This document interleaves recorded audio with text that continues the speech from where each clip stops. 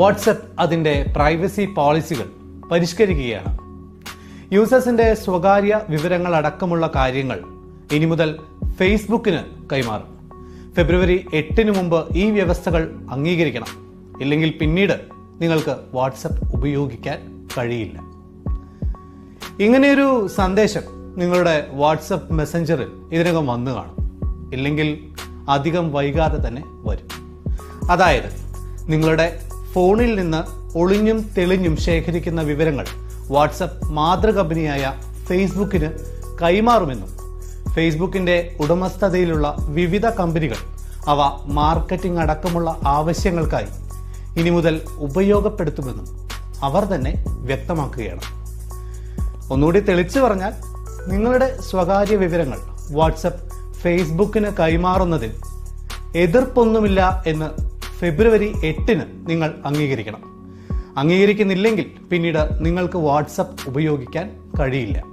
Internet ആധാരമാക്കിയുള്ള instant messaging സംവിധാനത്തിൽ വൻ വിപ്ലവം കൊണ്ടുവന്ന വാട്സപ്പ് സ്ഥാപിതമാകുന്നത് 11 വർഷം മുമ്പാണ്. കുറഞ്ഞ കാലം കൊണ്ട് തന്നെ മൊബൈൽ ഉപയോക്താക്കളുടെ ഒന്നാം നമ്പർ ചോയ്സായി മാറിയ വാട്സപ്പിന് 2014 $1.5 ബില്യൺ എന്ന ഭീമമായ തുക കൊടുത്ത് ഫേസ്ബുക്ക് സ്വന്തമാക്കി. ഉപഭോക്താക്കളിൽ നിന്ന് പണമൊന്നും ഈടാക്കാത്ത, പ്ലാറ്റ്ഫോമിൽ എവിടെയും പരസ്യമൊന്നും കാണിക്കാത്ത വാട്സപ്പിനെ ഇത്ര വലിയ വില കൊടുത്ത് ഫേസ്ബുക്ക് വാങ്ങിയത് എന്തിനെന്ന ചോദ്യം അന്ന് പലർക്കും ഉണ്ടായിരുന്നു.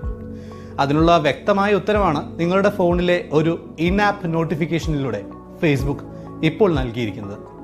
180-ലേറെ രാജ്യങ്ങളിലായി പരന്നു കിടക്കുന്ന 200 കോടിയോളം ജനങ്ങളുടെ വിവരങ്ങളാണ് വാട്സപ്പ് വഴി ഫേസ്ബുക്ക് വില കൊടുത്ത് വാങ്ങിയത്. അവരതിനി മുതൽ ഉപയോഗിക്കാൻ പോവുകയാണ്. എന്തൊക്കെ വിവരങ്ങളാണ് ഫേസ്ബുക്ക് നിങ്ങളുടെ വാട്സപ്പിൽ നിന്ന് എടുക്കുക എന്നറിയണ്ടേ?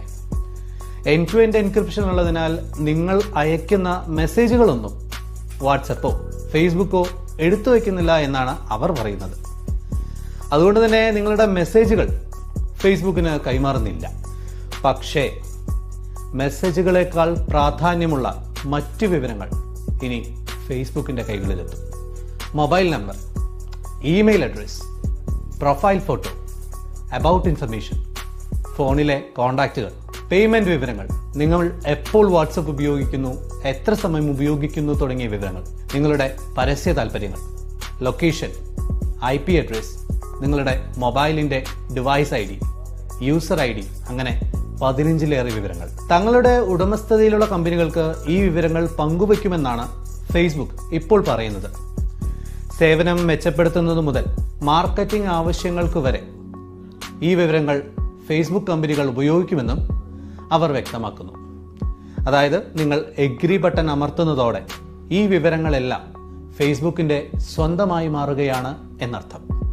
മറ്റൊരു ഇൻട്രസ്റ്റിംഗ് ഫാക്ട്, ഇന്റർനെറ്റ് സ്വകാര്യതാ നിയമങ്ങൾ കർശനമായ യൂറോപ്പിൽ വാട്സപ്പ് പുതിയ പ്രൈവസി പോളിസി അവതരിപ്പിച്ചിട്ടില്ല. യൂറോപ്പിലും UK യിലും ഇത് നടപ്പാക്കാൻ ഉദ്ദേശിക്കുന്നില്ലെന്ന് ഫേസ്ബുക്ക് തന്നെ വ്യക്തമാക്കിയിട്ടുണ്ട്. അപ്പോൾ ഇനി എന്താണ് ഒരു പോംവഴി? നിങ്ങളുടെ ഡാറ്റ ശേഖരിക്കുകയോ വിൽക്കുകയോ കൈമാറ്റം ചെയ്യുകയോ ചെയ്യാത്ത മറ്റ് ആപ്പുകളെ ആശ്രയിക്കുക. ഭാഗ്യവശാൽ വാട്സപ്പിനോളം തന്നെ ഗുണനിലവാരമുള്ള അത്തരത്തിലുള്ള നിരവധി ആപ്പുകൾ ഇന്ന് നമുക്ക് ലഭ്യമാണ്. അവയിലൊന്നാണ് സിഗ്നൽ. വാട്സപ്പിന്റെ സ്ഥാപകനായ ബ്രയാൻ ആക്ടൺ തന്നെയാണ് ഇതിന്റെയും സ്ഥാപകൻ. 2017 ഫേസ്ബുക്ക് വിട്ട ആക്ടൺ സ്വകാര്യത സൂക്ഷിക്കുന്നതിൽ വിട്ടുവീഴ്ച ചെയ്യില്ലെന്ന് ഉറപ്പു നൽകിയാണ് സിഗ്നൽ സ്ഥാപിക്കുന്നത്. ഓപ്പൺ സോഴ്സ് സോഫ്റ്റ്വെയർ ആയ സിഗ്നലിൽ വാട്സപ്പിന്റെ ഏറെക്കുറെ എല്ലാ ഫീച്ചറുകളുമുണ്ട്. സ്റ്റോറേജിലും പ്രൈവസിയിലും വാട്സപ്പിനേക്കാൾ മികച്ച സൗകര്യങ്ങൾ വാഗ്ദാനം ചെയ്യുന്ന ടെലഗ്രാമാണ് മറ്റൊന്ന്. 2011 റഷ്യക്കാരനായ പാവേൽ ദുറോവ് സ്ഥാപിച്ച ടെലഗ്രാമിന് 300 മില്യണിലേറെ ഉപയോക്താക്കളുണ്ട് നിലവിൽ.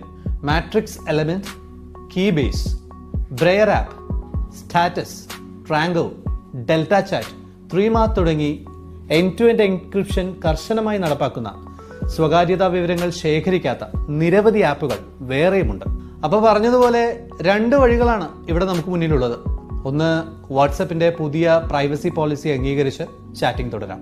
അതല്ല, സ്വകാര്യതയും സുരക്ഷിതത്വവുമാണ് വലുതെങ്കിൽ രണ്ടാമത്തെ വഴി തിരഞ്ഞെടുക്കാം. Choice is yours.